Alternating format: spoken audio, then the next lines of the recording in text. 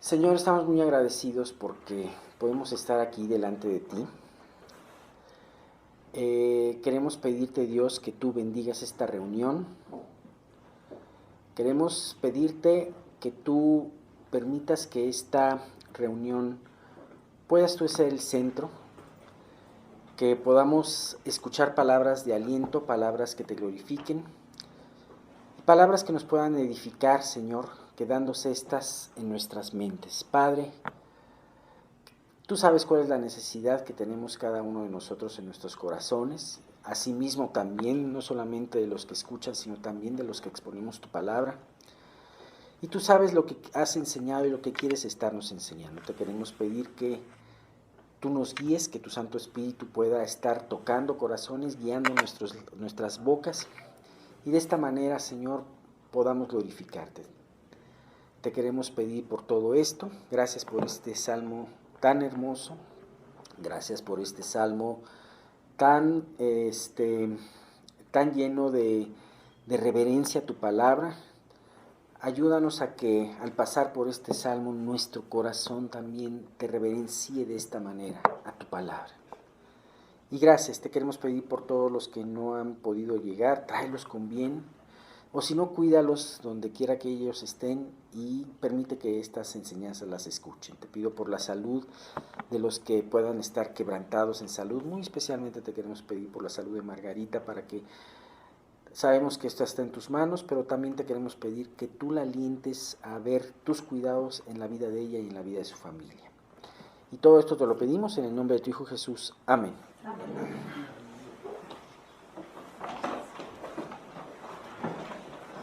Pasen aquí. Bien, pues, la vez pasada vimos la parte de en medio del Salmo, ¿no? Y estábamos viendo precisamente que este Salmo lleva una letra que significa apoyo, sostén, que parece un escudo inclusive, ¿no? Y habíamos visto en la primera parte que se hablaba, este salmo hablaba, hacía alusión del escondedero. Cuando nosotros estábamos viendo mi escondedero y mi escudo eres tú, en tu palabra esperado. Y realmente la palabra de Dios es un escudo para aquel en quien espera en ella, ¿no? Y ahora vimos en el domingo pasado, vimos precisamente estos dos versículos medulares que nos habla de el sostén que es Dios en nuestras vidas. Habíamos visto lo importante que es que nuestra fe, nuestra esperanza esté puesta en Dios, en las promesas de Dios. Vimos también lo importante en nuestras vidas de tener esa humildad. Sí. ¿Cómo lo pongo? ¿Así? ¿Está prendido? Tú hablas con Yo hablo con no lo apagué ni nada, no. Espero. Ok. Entonces, hemos visto también que lo importante que tener esta actitud humilde, porque vamos a ver hoy del orgullo, vamos a hablar un poco del orgullo, pero tener esta humildad que es un fruto del trabajo que Dios hace en nuestras vidas, para poder reconocer que nosotros no podemos caminar por nosotros mismos, sino que realmente necesitamos ese sostén de Dios. Entonces habíamos visto todas esas cosas, lo más importante. Estamos viendo la sección número 15 del Salmo 119, desde los versículos 113 y al 120. Hoy, si Dios nos lo permite, vamos a ver los 3 últimos versículos, que son muy buenos también. Y ahora vamos a ver precisamente acerca del peligro de desviarse, de qué es lo que ocasiona nuestro desvío, del juicio inminente para todos los que se desvían y del temor que hace que el ver este juicio infunde en el salmista, ¿no? Nosotros no debemos de ser ante lo que pasa espectadores pasivos. Uh-huh. No sé si se acuerdan de ese famoso proverbio en donde, a ver si me acuerdo cómo va, en donde habla de que cuando el necio o el escarnecedor es castigado, los simples aprenden. Ajá. A ver si alguien me puede encontrar ese versículo luego, pero Dios no quiere que nosotros, Dios quiere que ciertamente podamos vivir lo que Él tiene para nosotros y ser espectadores, ¿no? Pero también no quiere que seamos espectadores pasivos, sino que realmente lo que podamos ver del trabajo de Dios en nuestras vidas y en la vida de los demás, infunda un temor en nuestras vidas. Y de esto trata esta parte. Bien, vamos a leer del 118 al 120, 3 versículos. Hollaste a todos los que se desvían de tus estatutos, porque su astucia es falsedad. Como escorias, hiciste consumir a todos los impíos de la tierra. Por tanto, yo he amado tus testimonios. Mi carne se ha estremecido por temor de ti y de tus juicios. Tengo miedo. Uh-huh. Mira, vamos a ver la primera parte. Hollaste a todos los que se desvían de tus estatutos, porque su astucia es falsedad. Uh-huh. Anteriormente el salmista nos había hablado de los perseguidores. En alguna ocasión nos habló de los que se desvían. Pero muchas veces en todo esto, de aquellos que eran sus adversarios, ¿cuál era el tema principal? ¿Cuál era la situación principal de sus adversarios, la actitud principal de sus adversarios? Los que se sentaban y hablaban en contra de él, los que lo presionaban. Bueno, el común denominador era el orgullo. ¿Por qué la gente puede atacar a otra persona por orgullo? ¿Por qué las personas pueden menospreciar a otras por orgullo? Ajá.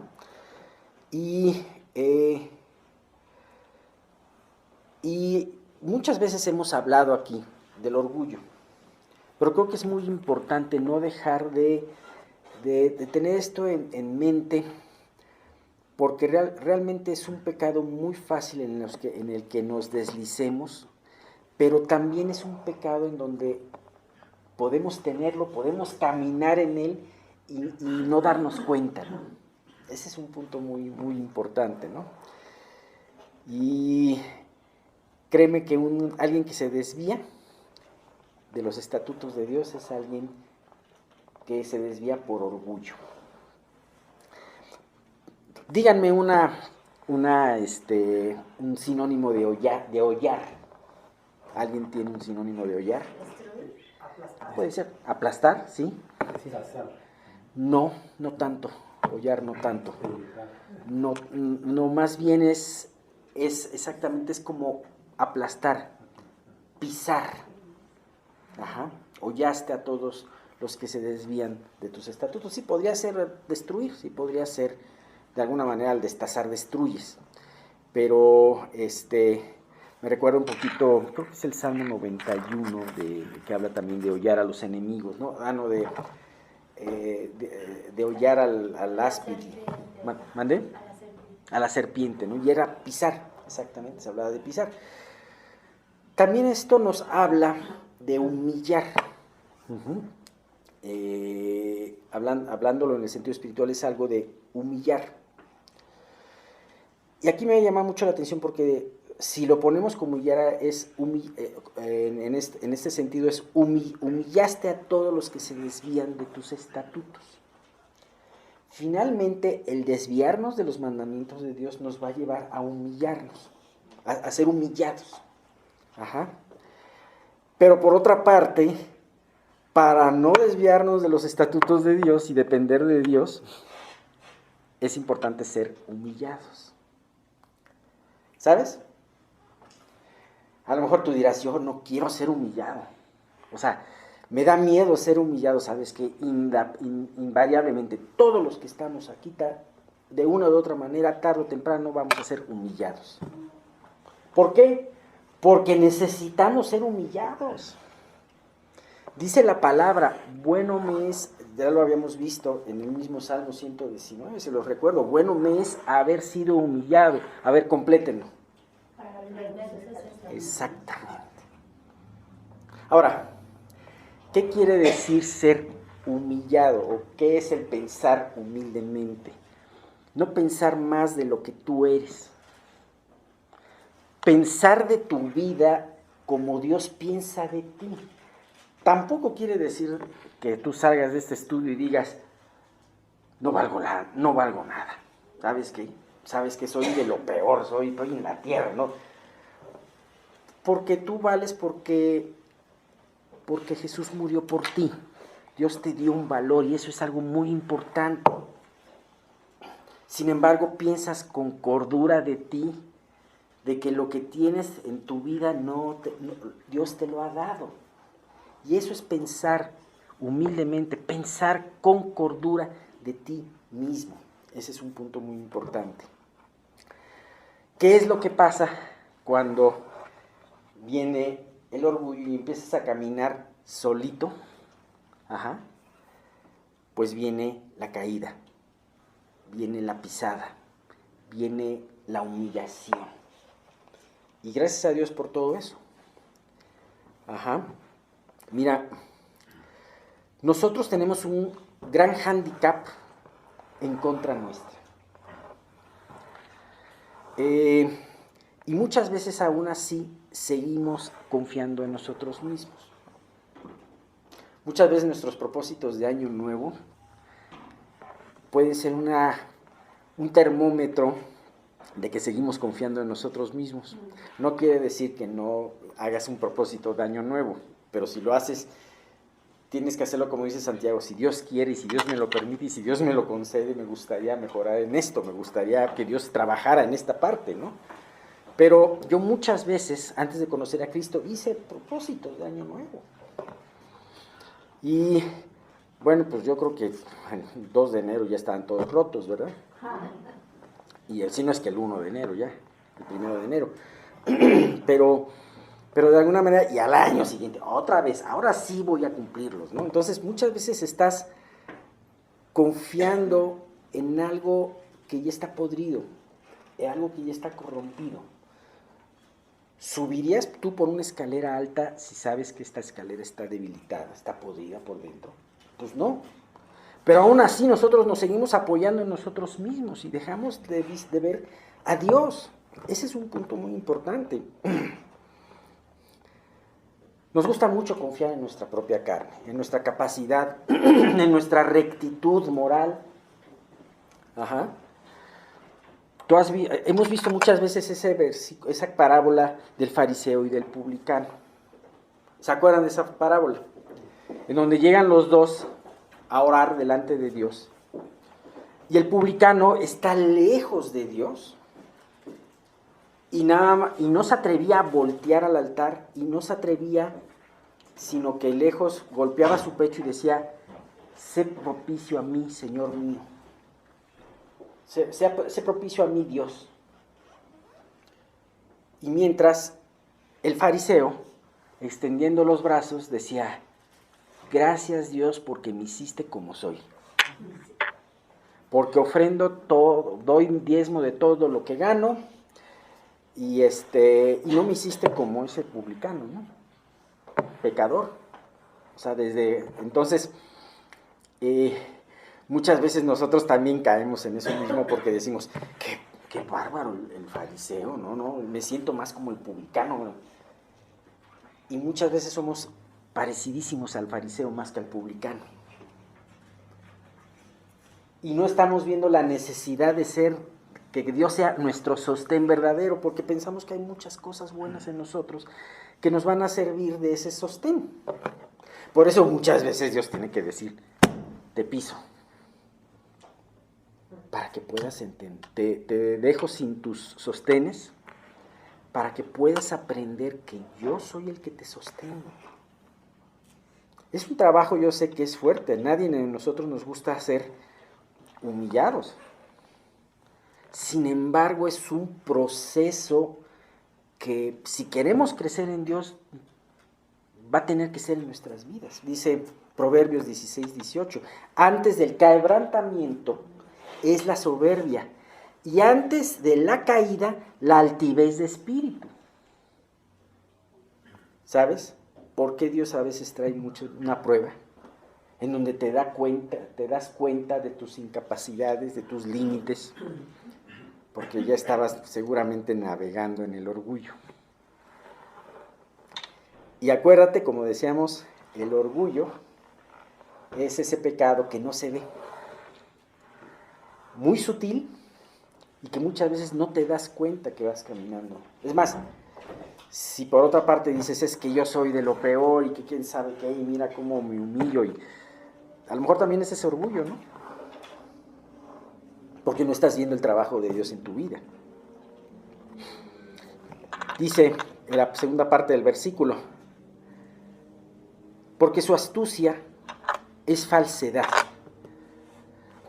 Yo no quiero que veamos esta enseñanza como algo que decimos, ay sí, que bueno, allá a puertas para afuera pasa todo esto, están ellos los que Dios va a hollar y los que, porque se desvían de sus estatutos, y los que son astutos, ¿no? No, aquí está dentro, porque muchas veces podemos usar de nuestra astucia, de nuestras armas de astucia. La astucia, necesariamente, la palabra astucia necesariamente no es algo malo. Ajá. Vemos algunos ejemplos en la palabra, como una mujer, la mujer de Tecoa, que fue a hablar con David, y que era astuta, y que a través de esa astucia enfrentó a David, ¿no? Y hay otros ejemplos, algunos pocos ejemplos también, en donde también hay esa sabiduría, esa astucia que tuvo esa mujer y otras personas, ¿no? Sin embargo, aquí se habla de dos puntos muy importantes, astucia, y se relaciona con falsedad o con engaño, viéndolo desde otro punto de vista. Y siempre la astucia va a estar relacionada con un engaño. Ajá. Vamos a leer algunos pasajes, algunos versículos que nos habla de la astucia y está relacionada con el engaño, dice, o con la falsedad. Génesis 3:2 dice, pero la serpiente era astuta, más que todos los animales del campo que Jehová había hecho, la cual dijo a la mujer, con que Dios os ha dicho, no comáis de todo árbol del huerto. Aquí la serpiente, Satanás, iba a engañar, y aparece la palabra astucia. Josué 9:3-4, cuando nos habla de los gabaonitas, dice, mas los moradores de Gabaón, cuando oyeron lo que Josué había hecho a Jericó y a Jai, usaron de astucia. ¿Qué fue lo que hicieron los gabaonitas al usar de astucia? Pues fueron y se fingieron embajadores y tomaron sacos viejos sobre sus asnos y cueros viejos de vino rotos y remendados. Aquí la astucia no fue mala para ellos, de hecho ellos decían, híjole, pues o hacemos esto o nos matan, porque Dios había ordenado, porque los israelitas iban a matar a todos los cananitas por su pecado. Sin embargo, aquí ellos temieron a Dios, temieron el castigo, y dijeron, vamos a hacer esto, ¿no? Y entonces, pero ya vieron cómo la astucia está relacionada con el engaño. Dice Lucas 20:23, cuando los fariseos, los saduceos y los herodianos le hacen las preguntas difíciles a Jesús, entre ellas la del tributo, la del César, ¿no? ¿Se acuerdan? Dad a César lo que es del César. Dice, Jesús, mas él comprendiendo la astucia de ellos les dijo, ¿por qué me tentáis? Una vez más, 1 Corintios 3:19, dice, porque la sabiduría de este mundo es insensatez para con Dios, pues escrito está, Él prende a los sabios en la astucia de ellos. Muchas veces la sabiduría que vemos en el mundo, los grandes entre comillas, argumentos que vemos en el mundo contra contra las verdades, son muy astutos. Alguien presenta una teoría y a veces esa teoría no gana porque sea verdadera, sino gana porque de alguna manera sabe engañar. Ajá. Hay personas que pueden ganar debates no porque tengan la razón, sino porque son muy astutos en sus debates. Entonces, pero hay que entender algo. Finalmente, Dios, todopoderoso, omnipresente, todo lo sabe, Él prende a los sabios en la astucia de ellos. Y bueno, pues ellos se desvían por orgullo y en el mismo desvío que tienen se justifican con astucia para evadir la verdad, la realidad. Y eso nos puede pasar a nosotros, claro. El orgullo nos puede llevar a desviarnos de los mandamientos de Dios, de la sana palabra de Dios. Y con astucia podemos evitar nuestra conciencia. Podemos sacarle la vuelta. ¿Sabes? Lo más importante es ser honesto con Dios y pedirle que Él te guíe y que Él te muestre. Ajá. Porque esta astucia tan alabada por los hombres, Dios la menosprecia y la declara como falsedad, ¿no? A veces nuestra astucia también puede estar enfocada a que en una prueba te salgas y en vez de, En vez de depositar tu confianza en Dios, empieces a jalar tus recursos. Dios muchas veces tiene que utilices recursos. Dios te los da. Pero qué terrible es cuando tú los utilizas y no acudes a Él. Y te crees todavía muy astuto por hacerlo, ¿no? Entonces, ese es el punto. Habla otro, Salmo 119.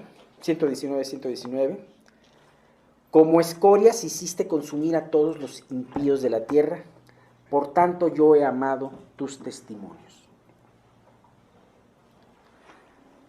Tú sabes lo que es una escoria, cuando hablamos de metales preciosos. Aquí Dios utiliza la palabra escoria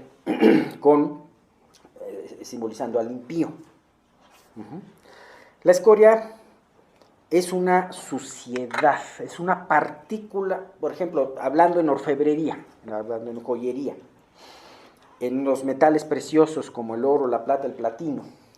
La escoria viene siendo una partícula de otro material, de menos valor o de valor nulo. Ajá. Entonces esta escoria hace que la materia preciosa no tenga tanto valor. Naturalmente este material va a traer escorias. Cuando lo sacan de la mina, tienen que purificarse, tienen escorias. Y estas escorias, hay un procedimiento que se utiliza para quitar las escorias de un metal precioso, que es el fuego. El fuego hace que se funda el oro, la plata. Hay escorias que se queman y hay otras escorias que cuando el material está fundido sale a la superficie y entonces el buen orfebre las quita con cuidado. Las escorias van a hacer que el material no sea tan bello, no sea tan puro.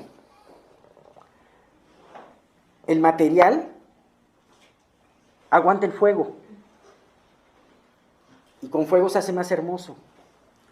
La escoria se destruye con el fuego. ¿Sabes? Dice Proverbios, cuando le quitan esa escoria al material precioso, queda listo para ser parte de una alhaja, o para hacerlo una alhaja. Dice Proverbios 25, 4, 5, quita las escorias de la plata y saldrá alhaja al fundidor. Aparta al impío de la presencia del rey, y su trono se afirmará en justicia. Entonces, si tú quitas las escorias de la plata, saldrá alhaja al fundidor. ¿Sabes? El salmista ve que este trabajo Dios lo hace en los impíos. Lo hace para juzgarlos. Y se alegra por eso. No porque le vaya mal al impío, sino porque se alegra porque está trabajando en la vida del impío. Nosotros no debemos de alegrarnos porque le vaya mal a alguien. Pero sí podemos gozarnos con Dios de que Dios esté haciendo justicia y que Dios trabaje en la vida de las personas. Porque también este trabajo Dios lo hace en nosotros mismos. Dios también de repente levanta el fuego en nuestras vidas y hace que esas escorias salgan a flote y se quemen, o que nosotros le permitamos al buen orfebre que las quite de nuestras vidas. Bien, pues, y esto da una alegría dice, como escorias hiciste consumir a todos los impíos de la tierra, por tanto yo he amado tus testimonios. ¿Por qué he amado a los testimonios cuando el salmista ve el juicio? Les repito, no quiere la muerte del impío, pero se alegra de que la palabra de Dios es verdadera y que finalmente se cumple.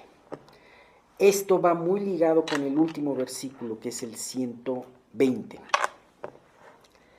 Dice, el 120 dice, mi carne se ha estremecido por temor de ti y de tus juicios tengo miedo. Un versículo antes, como lo habíamos dicho, dice, él veía que como escorias Dios iba a juzgar a los enemigos, a los impíos, y que por eso sus mandamientos amaba. Pero también este juicio lo hace temer. Y este temor puede traducirse en dos formas. La primera, si bien es reconfortante que Dios haga un juicio en la tierra, que Dios juzgue la maldad, y es algo que el pueblo de Dios anhela, también por otra parte, esto es algo que da tristeza, y que debe de dar tristeza porque en un juicio va a haber gente que caiga, y va a haber perdidos, ¿no? Y hay ese gemir por los perdidos que Dios quiere que también tengamos. Hay dos ejemplos muy ilustrativos, muy simbólicos de lo que hace la noticia del juicio de Dios en un creyente, en donde por un momento es alegría de que viene el juicio, de que hay un juicio, pero por otro lado es amargura porque hay perdidos en ese juicio, ¿no? Esos dos versículos nos habla Ezequiel 3, del 1 al 3, en donde me dijo, hijo de hombre, come lo que hayas, come este rollo, y ve y habla a la casa de Israel. Y abrí mi boca, y me hizo comer aquel rollo, y me dijo, hijo de hombre, alimenta tu vientre, y llena tus entrañas de este rollo que yo te doy. Y lo comí, y fue en mi boca dulce como miel. Finalmente el juicio fue dulce como miel, porque Dios iba a establecer su justicia. Pero ¿qué nos dice algo parecido en Apocalipsis 10, 9 al 10? Dice, y fui al ángel diciéndolo que me diese el librito, y él me dijo, toma y cómelo, y te amargará el vientre, pero en tu boca será dulce como la miel. Así que esa es esta dualidad, ese temor de Dios en donde te alegras de que Dios ejecute sus juicios, pero te entristeces porque hay quien se pierde en esos juicios, ¿no? Pero también hay un temor, y es un temor muy sano. Porque Dios empieza su juicio por su casa. Y Dios empieza su juicio, su trabajo, su tratamiento a través, primeramente, con su iglesia, con su pueblo. Dios realmente, Dios quiere, a mí me llamó mucho la atención porque a final de cuentas primero el salmista ama a sus testimonios y se alegra, y después dice: mi carne se ha estremecido, por temor de ti y de tus juicios tengo miedo. Y es algo sano vivir en ese temor de Dios. Ese temor en donde sabes que lo que Él promete, si obedeces, si lo sigues, va a dar resultado en tu vida. Pero también sabes que si tú lo desobedeces, va a haber una consecuencia. Y eso es algo muy sano para pensar en tu desarrollo, en tu caminar al lado de Él. Bueno, pues en todo esto consistió el escudo, el escondedero.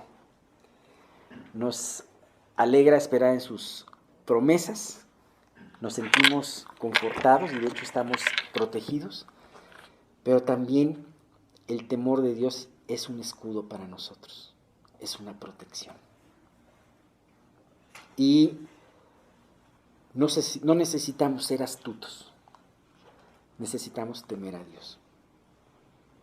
Bien, pues con esto terminamos esta sección 15. Bien, entonces recordemos que el capítulo 8 de Romanos nos da la victoria a través del Espíritu Santo. Estamos viendo, pues aprendiendo lo que es la voz del Espíritu Santo. Entonces, el Espíritu Santo, para que nosotros podamos entender su voz, tiene que haber sintonía de nosotros con Él. Parte de esa sintonía es cuando nosotros nos convertimos y Él empieza a producir su fruto. Todos conocemos Gálatas 5, 22 y 23, que habla de los frutos del Espíritu, pero vamos a leer hasta el 26. Mas el fruto del Espíritu es amor, gozo, paz, paciencia, benignidad, bondad, fe, mansedumbre, templanza. Contra todas estas cosas no hay ley. Pero los que son de Cristo, y hasta el complemento, han crucificado la carne con sus pasiones y deseos. Si vivimos por el Espíritu, andemos también por el Espíritu. No nos hagamos vanagloriosos, irritándonos unos a otros, envidiándonos unos a otros. Entonces, ese fruto, podríamos decir que son virtudes, nos acercan a Dios porque nos hacen semejantes a Cristo. Nos hacen semejantes a Cristo. Y nos permite, en un sentido, ser como un espejo de Cristo. En la medida que Dios gobierne nuestras vidas, nosotros vamos a reflejar más y más, en un sentido, la gloria de Cristo. Su paz, su amor, su gozo. Recuerden ustedes que estos frutos solo los puede producir el mismo Espíritu. Y cuando nosotros, por ignorancia, por falta de profundidad en el estudio de la palabra, la meditación de ella, naturalmente nos alejamos de esto. Y mientras más nosotros fijamos nuestros ojos en Cristo, mientras más profundizamos en nuestra relación, todo esto nos va influyendo más. O sea, recuerda, dime con quién andas y te diré quién eres. El dicho ese del mundo, ¿verdad? No es bíblico, pero es una realidad. ¿Por qué? Porque mientras más tiempo estemos con Jesús, más parecidos seremos a Él.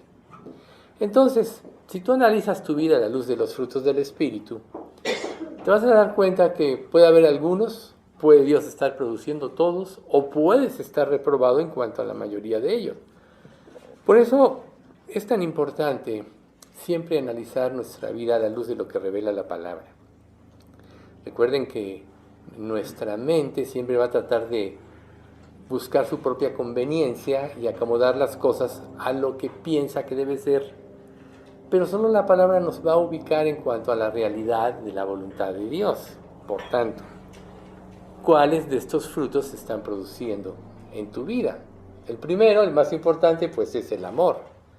El gozo es una evidencia de que vives en comunión con Él. La paz es una evidencia de que tú verdaderamente apropiaste la salvación y sabes que no importa que seas imperfecto, que tus pecados ya fueron perdonados en la cruz cuando tú te convertiste. Muchas veces Satanás trata de hacernos culpables y cometemos algún error y esto nos frustra.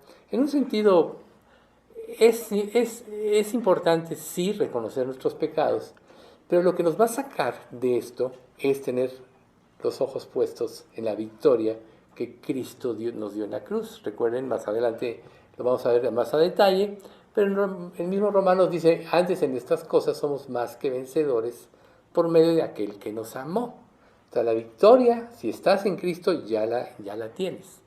Si no se están produciendo en ti todos estos frutos, como la paciencia, como la benignidad, como la templanza, dominio propio, la misma fe, volvemos al amor, ¿no? Quiere decir que tienes que recapacitar y repasar tu vida. ¿Por qué el Espíritu Santo no está produciendo su fruto? Recuerden, es una evidencia de que Él entró en ti. Y que Él entró en ti es una evidencia de que te salvaste. ¿Por qué? Porque al arrepentirte y creer, Dios te santificó.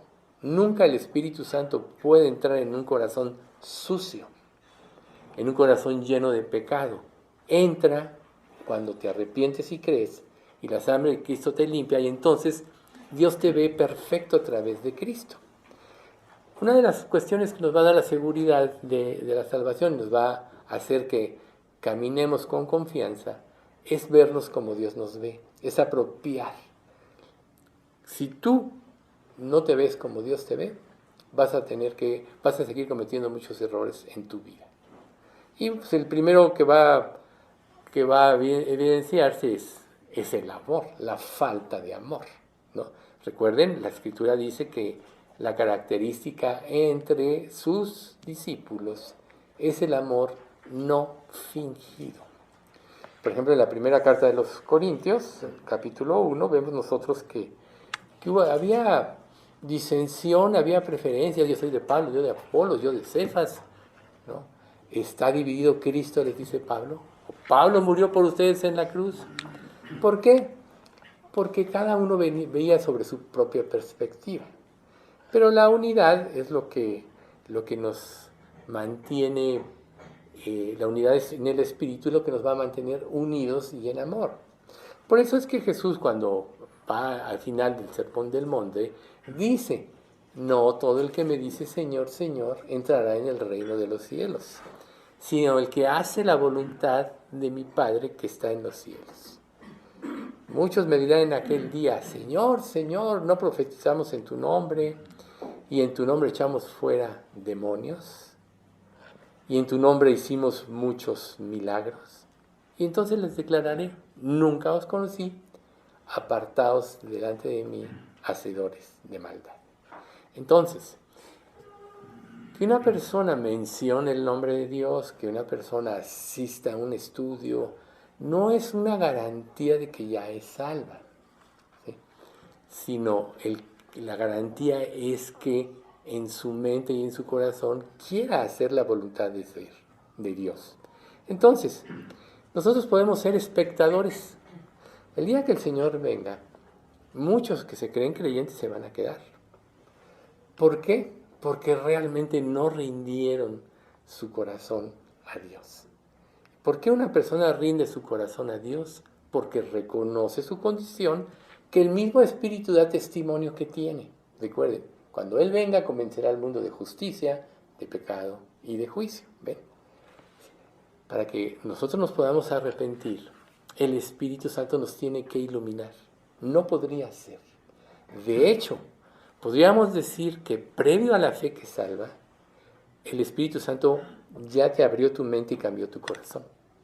Porque si no, no podría ser. Recuerden, la carne y la sangre no pueden heredar el reino de Dios. Ni la corrupción hereda incorrupción. ¿Ven ustedes? Ningún ser humano por sí mismo puede. ¿Qué es entonces el punto importante de aquí? Es no ser espectadores, sino ser protagonistas de la gracia de Dios. O sea, vívela. Si no tienes seguridad, no te apartes de Dios hasta que Él te confirme y te dé esa seguridad. Puedes pedirle el arrepentimiento verdadero, puedes pedirle la fe que salva, porque si tú piensas que te arrepentiste, pero no se están produciendo en ti los frutos o no cambias de esencia, realmente no te arrepentiste. No permitas que la familiaridad del mensaje de la salvación te robe la maravilla del mismo, o sea, del Evangelio. Si hay algo maravilloso, es lo que Cristo hizo en la cruz. Y muchas veces nosotros no cambiamos porque no apreciamos en magnitud lo que significa este sacrificio. Deberíamos meditar más en esto. No nada más es la muerte y la crucifixión, sino la resurrección. La evidencia de la victoria fue la resurrección. Entonces, tenemos que dejar que la grandeza del sacrificio de Cristo transforme o nos transforme verdaderamente en una nueva criatura. No hay evento más grande en la historia que este. ¿Qué tanto lo aprecias? Y quizá deberías de preguntarte, ¿has comprendido en su magnitud la verdad de lo que Cristo hizo en la cruz? Porque si no, no tendrías reproches, solo sería en un sentido familiaridad, manejar términos, acomodar las cosas a tu conveniencia, como ya algo se dijo aquí en el Salmo. Pero en la medida que tú comprendas la grandeza del sacrificio de Cristo, el amor de Jesús, el amor verdadero, nacerá en ti. Tú no puedes tampoco producir ese amor. Nace en ti porque Él lo produce. Y eso te va a llevar a la consagración total. ¿Por qué no nos consagramos tanto? ¿Por qué no nos consagramos como debemos? Porque no comprendemos la magnitud de lo que Cristo hizo en la cruz. A veces nosotros nos concentramos en muchas cosas, aprender, sí, mucho. Tú puedes memorizar muchos versículos, puedes leer la Biblia no en un año, 2 veces en un año si quieres, ¿no? Pero ¿de qué te sirve si esto no está transformando tu vida? Recuerden ustedes que el efecto de la verdad va a transformar tu vida. Por eso es tan importante, y se menciona en esta parte, los frutos del Espíritu, para que analicemos. No se trata de culpar a nadie. Recuerden ustedes que siempre en un estudio, todos los que somos espectadores, incluyendo al que da el estudio, todos somos espectadores. Dios nos quiere edificar. Dios quiere que vayamos con Él. Nadie tiene tanto amor que Dios que dio a su Hijo. ¿Y por qué muchos se van a salvar y por qué otros, muchos no se van a salvar? No, pues ya leímos el versículo. No todo el que me dice Señor, Señor, entrará en el reino de los cielos, sino el que hace su voluntad. Entonces, la clave está en que para hacer la voluntad de Dios tienes que morir a tu voluntad. Por eso más adelante dice, los que son de Cristo han sacrificado su carne con sus pasiones y delitos. Esas luchas internas todos las tenemos cada día. Pero lo que quizá deberíamos de concentrarnos es en meditar en la grandeza de ese sacrificio. Y la respuesta de nuestra vida o la transformación de nuestra vida es lo que va a evidenciar nuestra comprensión de esa grandeza.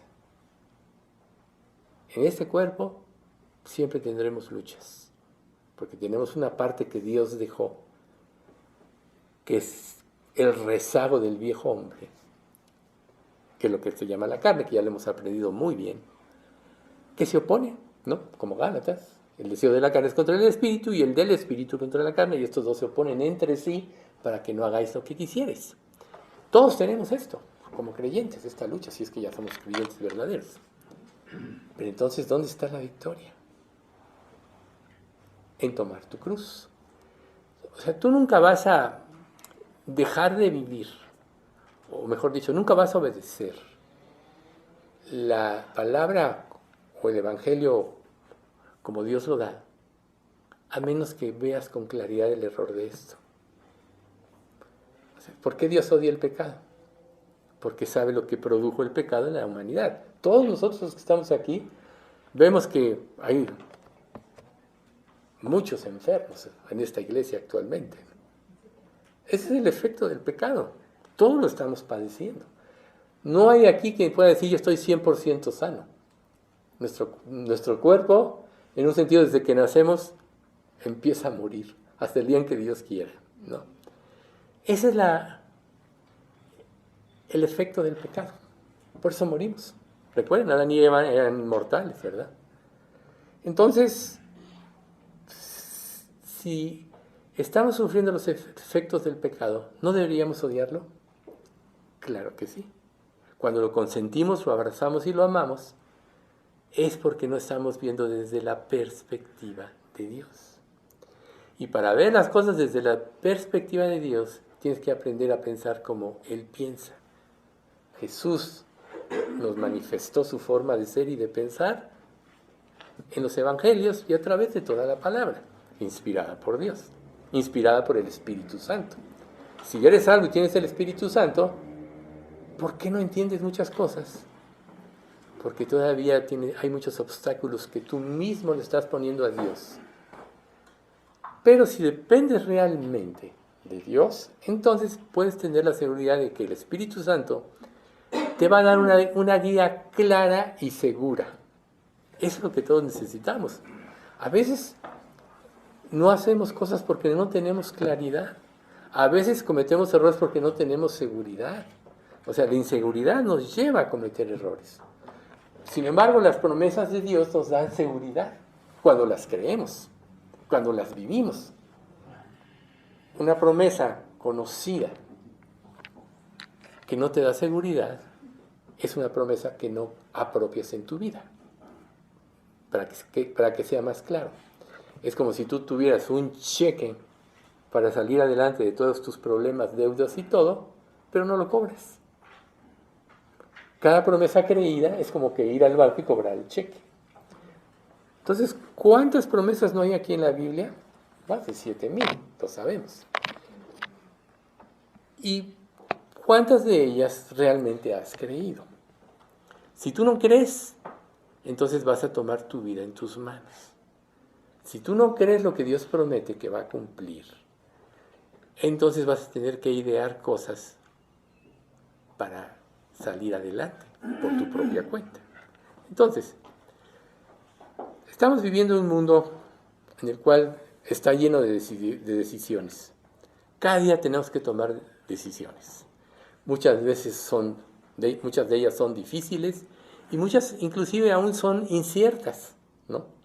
Y si decido de esta manera, ¿qué va a pasar? Y si decido de esta otra, recuerden, cuando Jesús murió y resucitó, muchos creían en Él, aparentemente. Pero no le confesaban. ¿Por qué razón? A ver si se acuerdan. Porque temían ser expulsados de la sinagoga. Porque amaban más la gloria de los hombres que la gloria de Dios. Entonces este es uno de los primeros errores que nos impide creer en las promesas. Temerle al hombre. El temor del hombre pondrá lazo, mas el que confía en Jehová será exaltado. Pero para que podamos creer, necesitamos trabajar en nuestra mente. Morir muchas veces es decir, Dios, tú prometes, lo voy a hacer aunque yo vea todo lo contrario. Todos vamos a tener fracasos en la vida cristiana. Vamos a experimentar victorias. Pero lo más importante, reitero, es aprender a verte como Dios te ve. Cuando tú tienes la guía del Espíritu Santo, esto te da una bendición incomparable.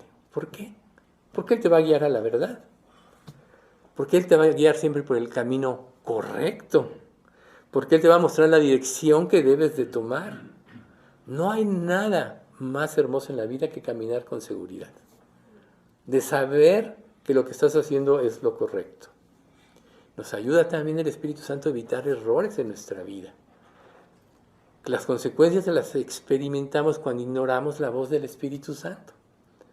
Por eso es el apartado de este pasaje del versículo 5 de Romanos, y bueno, otros, previamente ya hablamos de esto. Es porque tenemos que aprender a escuchar esa voz.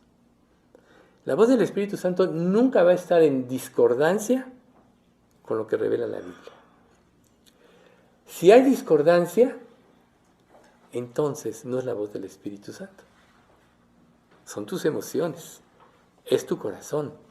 Y lo triste de todo esto es que cuando no escuchamos la voz, podemos tener repercusiones eternas. ¿Qué tal si tú te crees algo y no lo eres realmente? Yo no quiero con esto poner en duda o que todos salgan aquí temblando. Yo más bien quiero que analicen, porque la salvación es entre tú y Dios. No es lo que diga alguien. No es la amenaza que tú sientas, es entre tú y Dios. Entonces ahí empieza el principio correcto de todo, tú y Dios. ¿Hasta cuándo claudicaréis entre dos pensamientos? Dijo Elías, ¿no?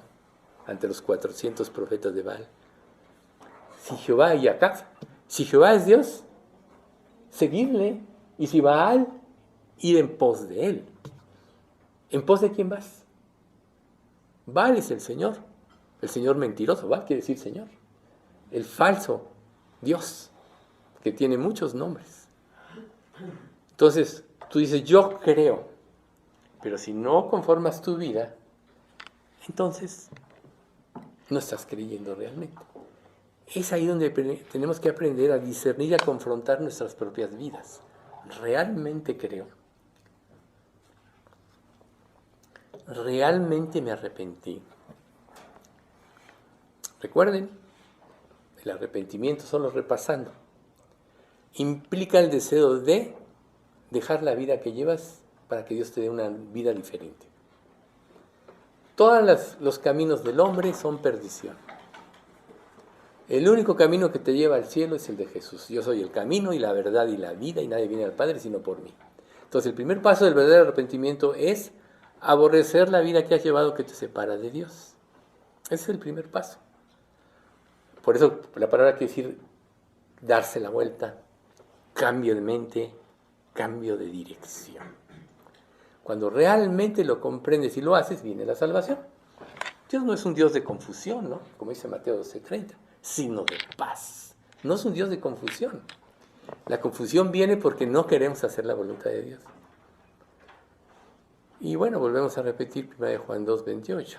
Y ahora, hijitos, permaneced en Él, para que cuando se manifieste tengamos confianza, para que en su venida no nos alejemos de Él avergonzados.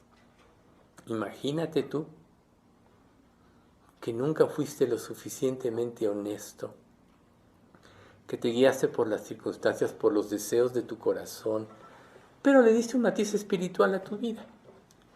¿Por qué creen ustedes que hay tantas religiones?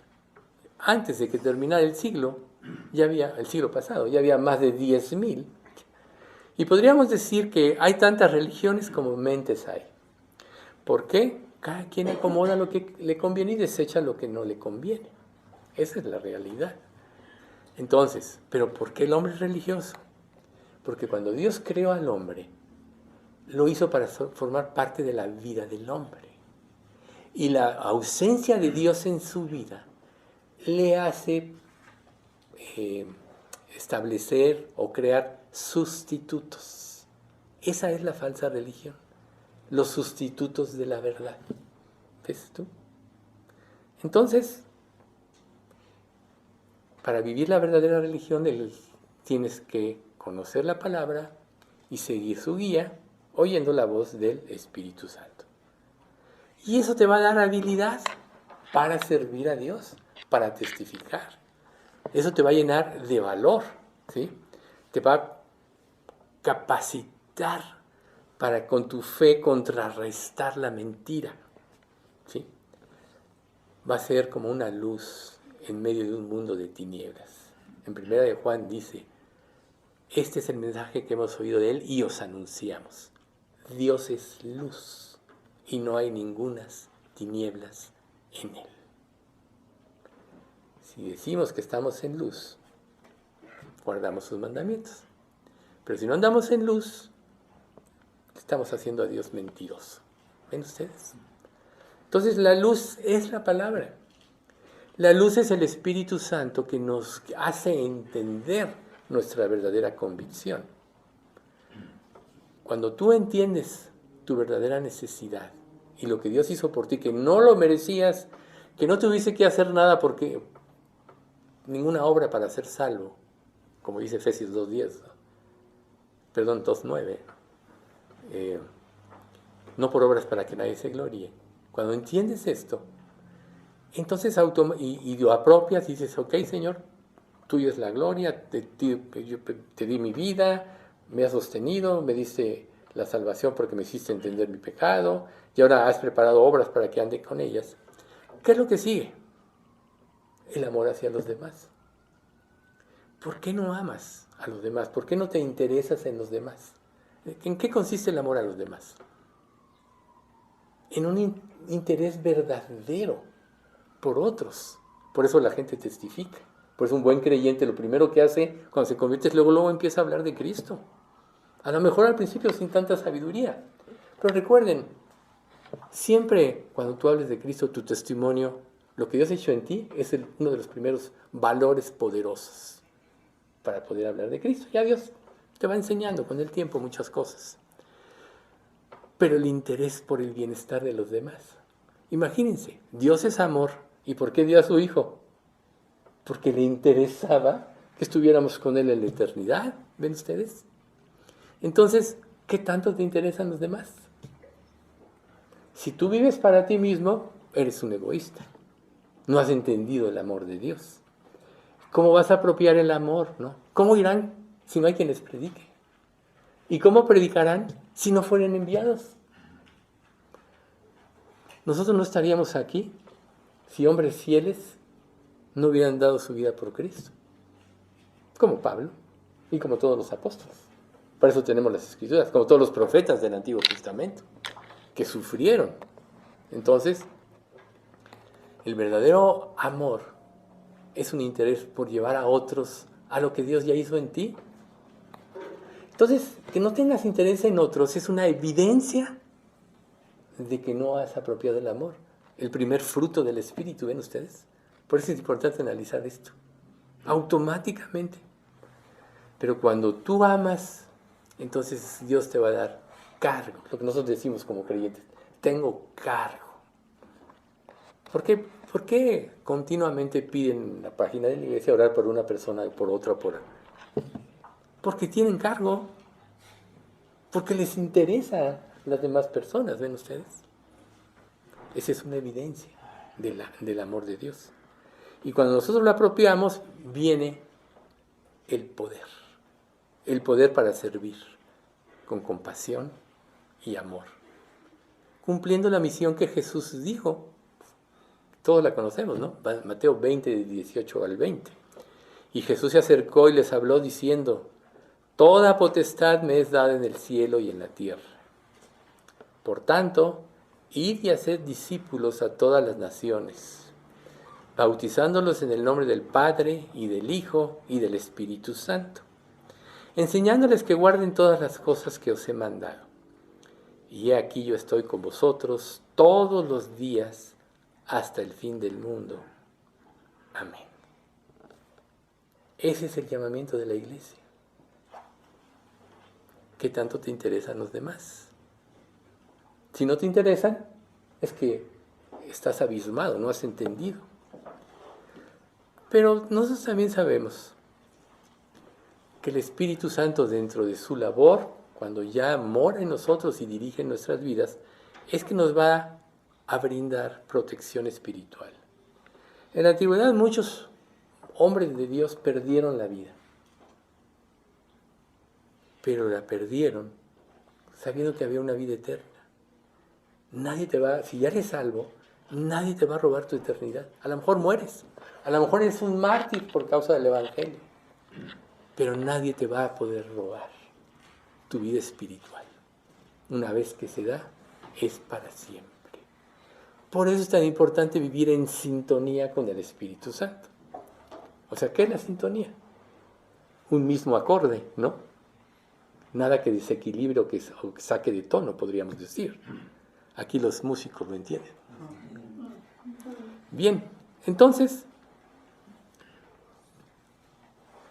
estamos llenos de peligros espirituales, estamos llenos de ataques. ¿Cómo vamos a entender? Por el discernimiento espiritual que nos va a dar el Espíritu Santo. Mientras más obedeces, más entiendes las verdades de la Biblia. Y las verdades te protegen de los engaños y de los errores. ¿Quién de nosotros no ha sido engañado por algo alguna vez o muy seguido? Yo creo que todos. ¿Por qué? Porque los hijos de este mundo son más audaces en el trato con sus semejantes que los hijos de luz. Un creyente verdadero es más confiado porque piensa que las personas no tienen malicia, van a actuar bien.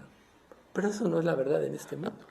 Entonces, ¿cómo vamos a discernir, no? Hablando hace rato de los proverbios, ¿no? El avisado ve venir el mal y se esconde, mas los simples pasan y reciben el daño. ¿Quién es el avisado? El que se rige por los principios de la Biblia. El que puede discernir. Dios te dice que no pienses mal de todos. Eso te lo dice la Escritura.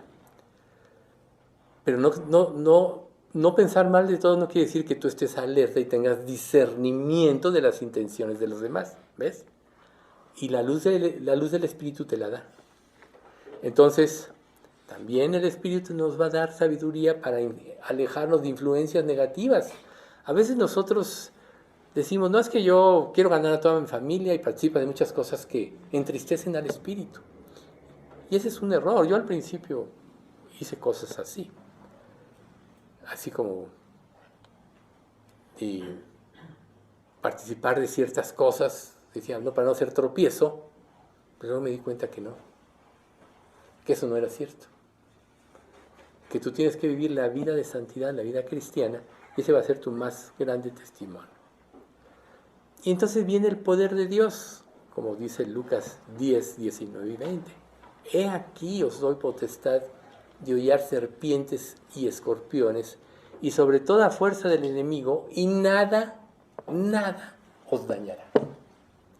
Pero no os regocijéis que los espíritus se os sujetan, sino regocijaos que vuestros nombres están escritos en los cielos. Por eso empezamos este estudio con los frutos del Espíritu.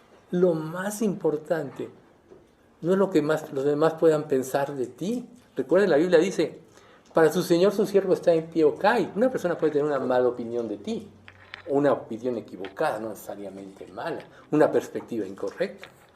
Lo importante eres tú y Dios. Es entre tú y Dios. Entonces, cuando tú estás con Dios, nada te puede separar del amor de Dios. Y esa protección que nos va a dar Dios espiritual nos va a dar la confianza para vivir sin miedo. El temor del hombre pondrá lazo, mas el que confía en el Señor será exaltado. ¿Ven ustedes? Otro beneficio que nos da la unidad con el Espíritu Santo y la voz es precisamente la unidad. O sea, Dios es uno, Padre, Hijo y Espíritu Santo. Pero vamos a recordar un poco la oración de Jesús. ¿Qué es lo que Jesús le pide a Dios en capítulo 17 de Juan? Vamos a ver solo del 20 al 23.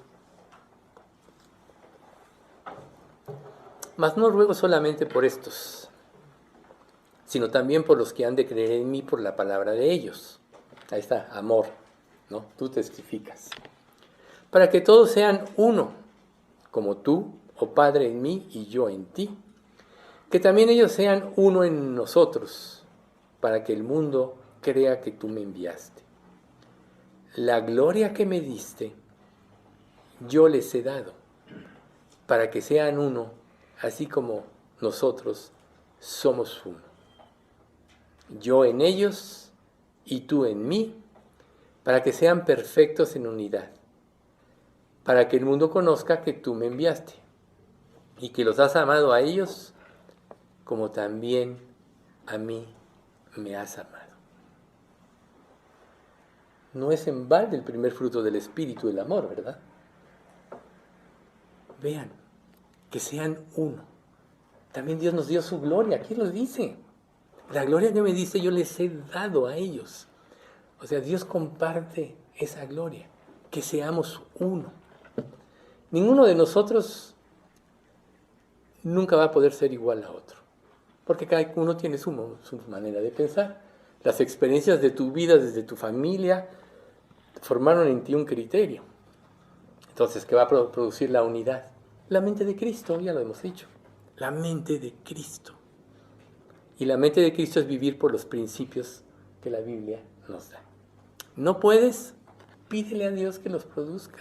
¿Tienes una debilidad? Pídele a Dios que te dé fuerza. Todo lo puedo en Cristo que me fortalece. Dios produce el querer como el hacer, ¿no? Haciendo Él en vosotros lo que es agradable delante de Él por Jesucristo. Ahí están las promesas. Todo depende. Por eso un día Pablo dijo, porque por Él, de Él y para Él son todas las cosas. Por Él, de Él y para Él. Romanos 11, ¿no? 33, mal no recuerdo. Por Él, de Él y para Él. Y nosotros le pertenecemos a Él. Aún como incrédulos, todas las almas le pertenecen a Dios. Él dice, todas las almas son mías. Dios dice en su palabra. Pero ya como hijos entramos a un resguardo especial. Somos hijos, compartiremos su gloria, tendremos cuerpos perfectos, estaremos para siempre con Dios. Y el adelanto es el Espíritu Santo. Por eso es tan importante hacer caso de su voz. Mientras más obedezcas, la voz es más clara. Mientras más te resistas, la voz es más confusa.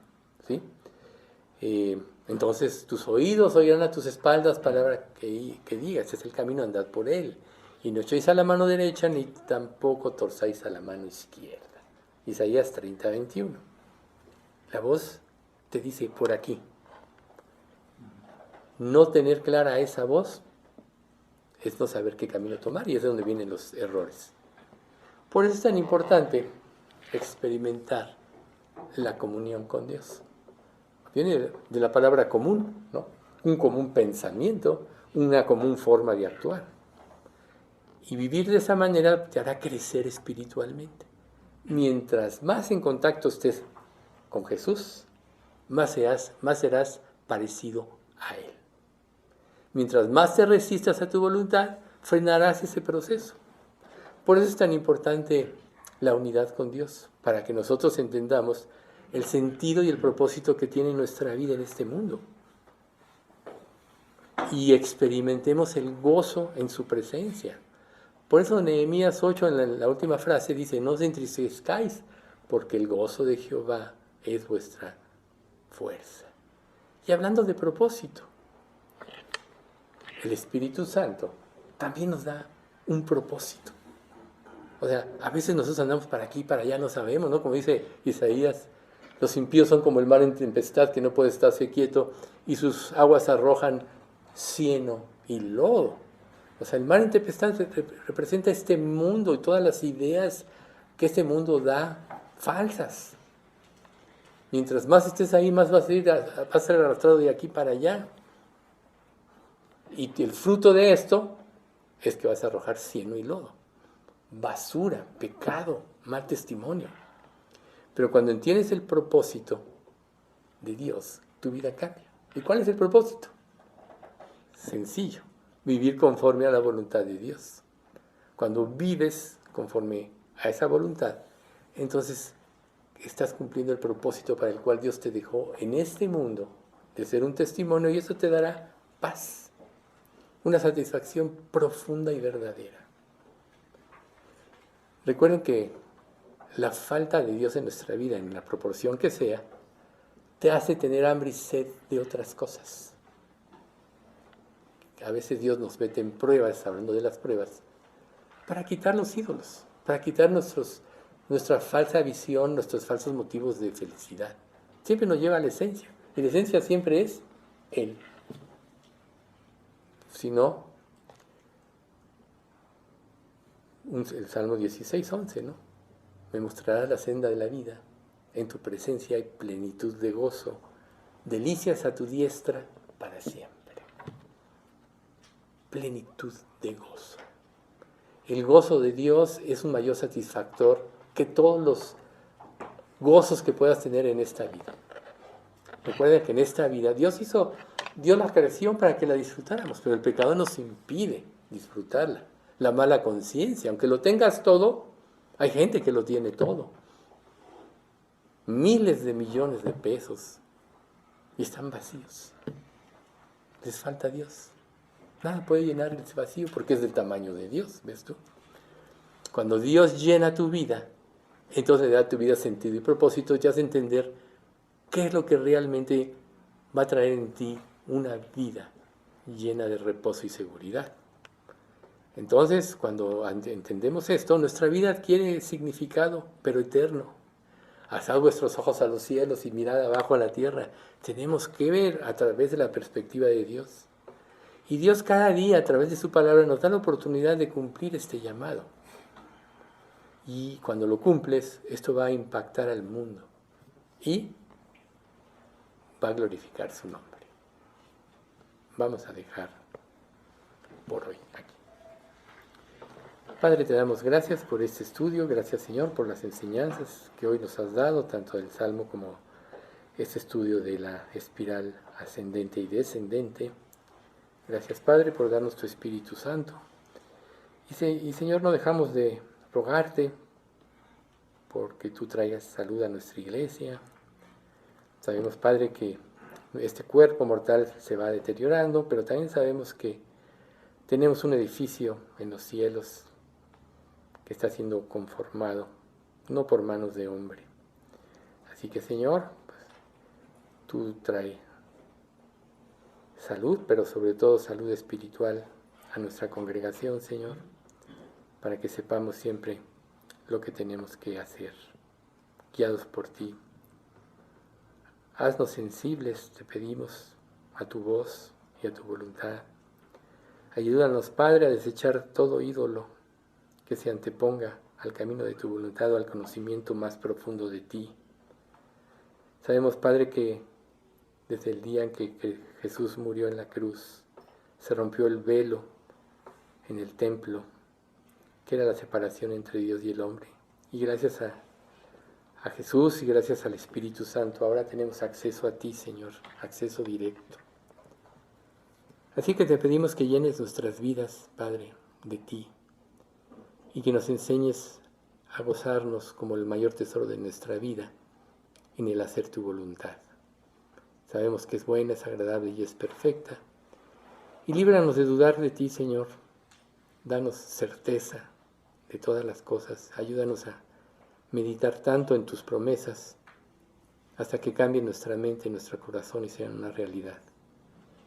Gracias porque tú nunca nos vas a abandonar. Gracias porque, Padre, porque ahora nos ves a través de la justicia de Cristo. Y gracias por el Espíritu Santo, porque nos instruye y nos enseña.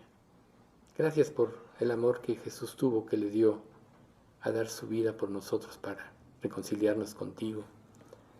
Que estas verdades te pedimos rijan nuestra vida, Señor.